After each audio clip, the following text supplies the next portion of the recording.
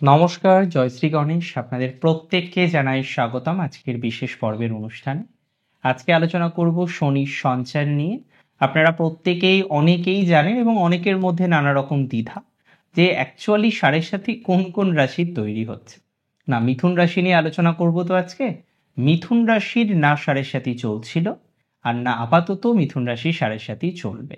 শনির এই সঞ্চার মিথুন রাশির সাড়ে সাথীকে একদমই রিপ্রেজেন্ট করে না। তাহলে কোন বিষয়টিকে রিপ্রেজেন্ট করে? দেখুন, দশম ভাবে শনির অবস্থান থাকবে, এটি অত্যন্ত সিগনিফিকেন্ট একটি বিষয়।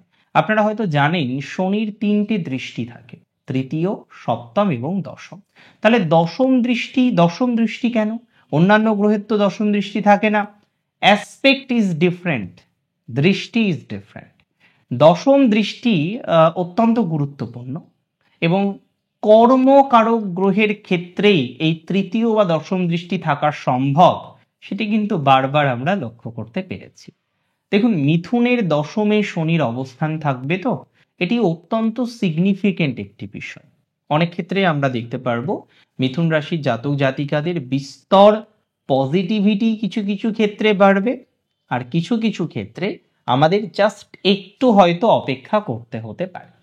প্রথমে আমাদের বুঝতে হবে যে শনি মিথুন রাশির কোন কোন ভাবকে সিগনিফাই করে। অষ্টম ভাব এবং নবম ভাব কোন রাশিতে অবস্থান করবে? দশম রাশিতে অবস্থান করবে। তাহলে ত্রিকোণের অধিপতি মানে কোণের অধিপতি নবম কেন্দ্রে অবস্থান করলে রাজযোগ তৈরি হয়, কিন্তু এই প্ল্যানেট নিজেই আবার অষ্টমপতি। তাহলে প্রকৃতভাবে না রাজযোগের ফলাফল আসবে, না দশম এবং অষ্টমের সংযোগে যে কর্মজীবনের ডিস্টারবেন্স ইউজুয়ালি আসে তার অবকাশ আসবে। তাহলে মিক্সড একটা প্রভাব জীবনচক্রে আসতে পারে, রাইট? দেখুন, প্র্যাকটিক্যালি বলতে গেলে মিথুন রাশির জাতক জাতিকাদের জীবনচক্রে বর্তমান সময়ে অনেকগুলো সমস্যা, অনেকগুলো বিষয়কে কন্ট্রোল করে মিথুন চলছে। মিথুনকে দেখে হয়তো আপনি বুঝবেন না যে সে কতটা কষ্টে আছে। সে হেসে হেসে কথা বলবে, তার অ্যাংজাইটি, তার প্যানিকটা সে বাইরে অনেক সময় বুঝতে দেওয়ার চেষ্টা করে না, তার একাকিত্বকে সে বুঝতে দেওয়ার চেষ্টা অনেক সময় করে না। মিথুন রাশির জাতক জাতিকাদের ক্ষেত্রে এখন বর্তমানে বড় সমস্যা হচ্ছে তার কর্মজীবন।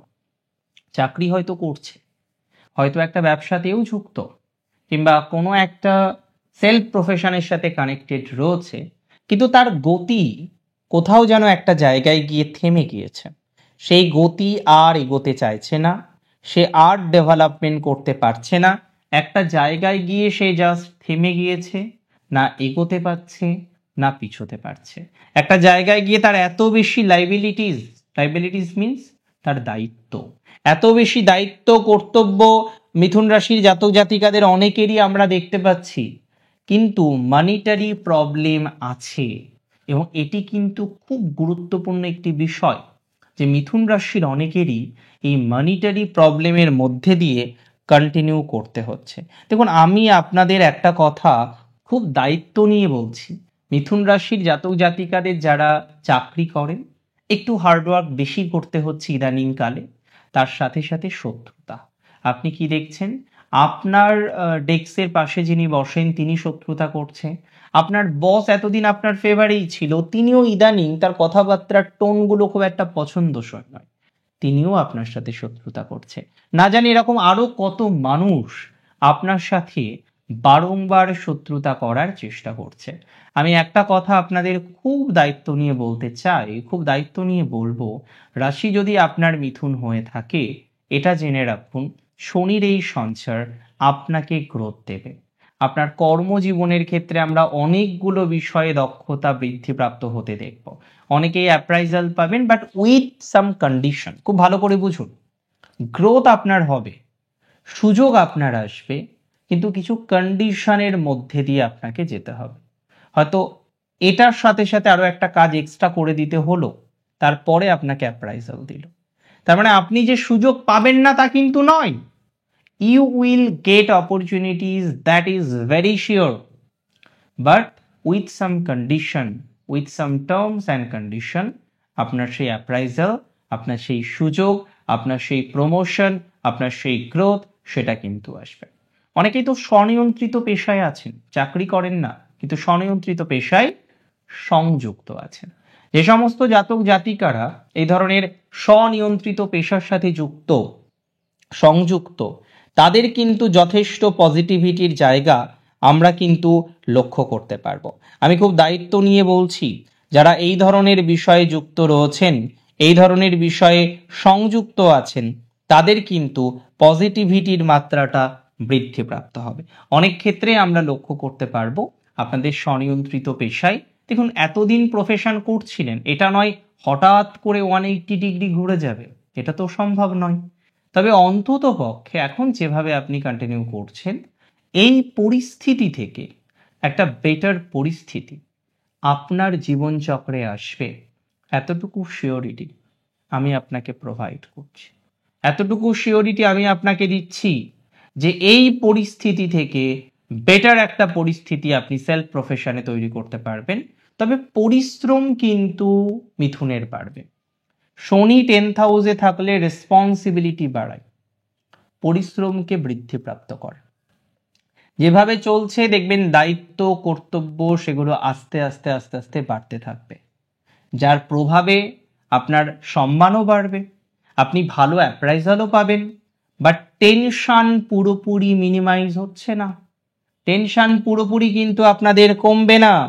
With tension you have to continue, আপনাকে কন্টিনিউ করতে হচ্ছে। হ্যাঁ, তার মধ্যে কি সাকসেস থাকছে না? তার মধ্যে কি সাকসেস মোটেই থাকবে না? নো, অবশ্যই সাকসেস থাকবে, অবশ্যই তার মধ্যে গ্রোথ থাকবে, বাট টেনশন সহ। অনেকের দেখবেন, দেখুন শনির 3টে দৃষ্টি হয়, একটা তৃতীয়, একটা সপ্তম, একটা দশম। প্রত্যেকটি দৃষ্টি, আমি বারবারই আপনাদের এর আগেও বলেছি, প্রত্যেকটি দৃষ্টির অর্থ আলাদা, সেম নয়। তৃতীয় দৃষ্টির যে ফলাফল পঞ্চমের যে সমস্ত প্ল্যানেটের থাকে, ডেফিনেটলি তার মিনিংই আলাদা। তো তৃতীয় দৃষ্টি আমাদেরকে আরো বেশি জাগ্রত হতে বলে, আগ্রহকে আরো বেশি বৃদ্ধিপ্রাপ্ত করতে বলে, খাটনির মেন্টালিটি তৈরি করতে বলে। আর 10th হাউসের দৃষ্টি, 10th-এর দৃষ্টি আরো পরিশ্রমকে ডেভেলপমেন্ট করে পরিশ্রম করতে বলে। শনি তৃতীয় দৃষ্টি দিচ্ছে আপনার কোন রাশিটিতে? একাদশ, দ্বাদশ ভাবে দৃষ্টি দেবে। শনি দ্বাদশ ভাবে দৃষ্টি দেবে, এবং আরেকটি দৃষ্টি শনির থাকবে, সেটি হচ্ছে আপনার চতুর্থ ভাবে এবং আপনার সপ্তম ভাবে। তাহলে দ্বাদশে শনির দৃষ্টি, ডেফিনেটলি তার তো একটা প্রভাব রয়েছে ফাইন্যান্সে। ফাইন্যান্স কিন্তু মেপে মেপে না চললে এই সংযোগে প্রবলেম। যখনই বেশি রিল্যাক্স করতে যাবেন, যখনই বেশি লাগাম ছাড়া এক্সপেন্স করবেন, তখনই কিন্তু নানা রকমের প্রবলেম বা নানা রকমের জটিলতা আসতে পারে। তাই আপনার খরচের ক্ষেত্রে লাগাম আপনাকে রাখতেই হচ্ছে। খরচে লাগাম না রাখলে প্রবলেম হবে, কন্টিনিউ করতে পারবেন না, নানা রকমের জটিলতা কিন্তু তৈরি হওয়ার অবকাশ আমরা দেখতে পাচ্ছি। এবং আপনাদের তো কিছু মেডিকেল এক্সপেন্সও হলো, এখনো পর্যন্ত কিছু মেডিকেল এক্সপেন্স আপনাকে হাতছানি দিয়ে ডাকছে। আমি মনে করি নিজের স্বাস্থ্য যদি সুরক্ষিত থাকে, প্যারেন্টসদের যদি হেলথটাকে মোটামুটি ঠিক রাখতে পারেন, খুব মেডিকেল এক্সপেন্স আপনার হবে না। কিন্তু এই জায়গাটিকে যদি নিয়ন্ত্রণ না রাখতে পারেন, তাহলে অনেক রকমের ডিস্টারবেন্স, অনেক রকমের সমস্যা সেগুলো কিন্তু আসতে পারে।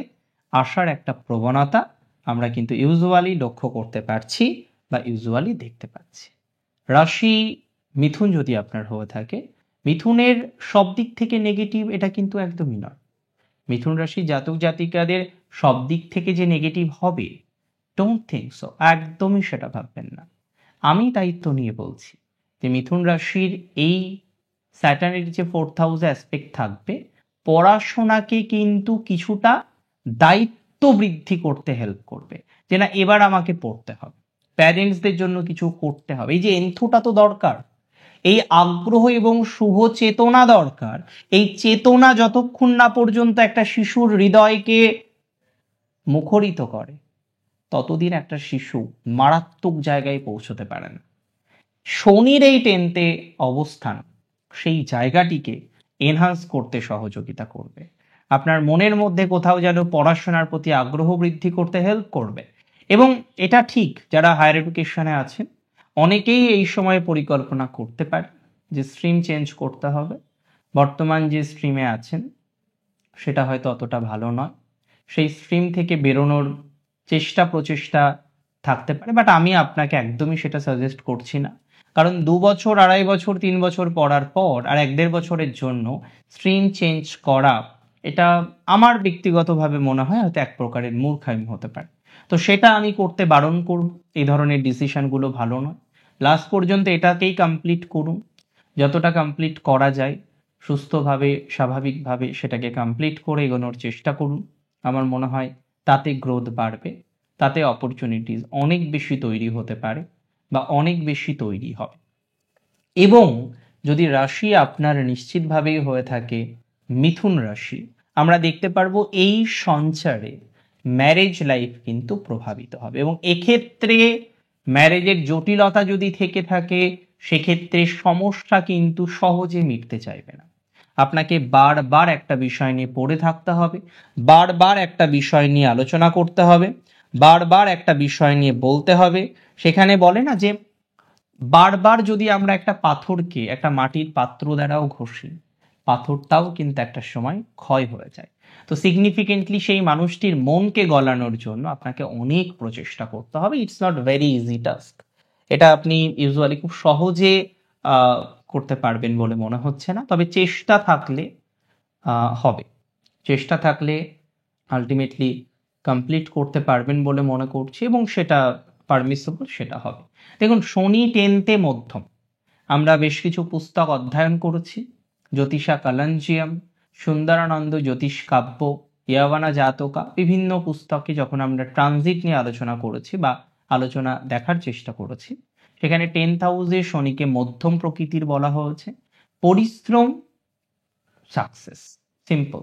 কিছু কিছু পজিশনে পরিশ্রম বেশি সাকসেস, কিছু কিছু পজিশনে পরিশ্রম কম সাকসেস, কিছু কিছু পজিশনে পরিশ্রম নো সাকসেস। বাট আপনাদের ক্ষেত্রে পরিশ্রম ইজ ইকুয়াল টু সাকসেস। যেমন পরিশ্রম করবেন, যতটা পরিশ্রম করবেন ততটাই সাকসেস পাবেন, বা কিছু কিছু ক্ষেত্রে তার থেকে একটু বেশি আসবে। তবে আমি কিছু টিপস আপনাদের শেয়ার করব। অবশ্যই 7 মুখে একটা রুদ্রাক্ষ ধারণ করে রাখতে পারেন। অবশ্যই মায়ের সাথে, আপনার গুরুজনদের সাথে একটু টাইম স্পেন্ড করুন। সপ্তাহের প্রতিদিন বা কোনো একটি দিন অন্তত কোনো একটি মন্দিরে একটু সময় কাটান, বা আপনার স্পিরিচুয়াল ক্ষেত্রে একটু সময় কাটান।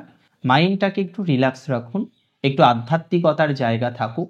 কিছু বাজে সঙ্গ আছে মিথুনের, সেই জায়গাটি থেকে বেরিয়ে আসুন। এবং মিথুন রাশির জাতক জাতিকাদের কিছু কিছু ক্ষেত্রে আপনাকে ডোমিনেট করা হয়, আপনাকে কোনো রকমভাবেই মূল্য দেওয়া হয় না, সেই জায়গাগুলো থেকে ধীরে ধীরে নিজেকে বের করে নিয়ে আসার চেষ্টা করুন। এইভাবে আস্তে আস্তে করতে করতে আমরা গ্রোথ অবশ্যই পাবো, অপরচুনিটিস আরো বেশি ডেভেলপমেন্ট হতে দেখতে পারবো। অনেক ভালো থাকুন আপনারা প্রত্যেকে, সুস্থ থাকুন, স্বাভাবিক থাকুন। জয় শ্রী গণেশ।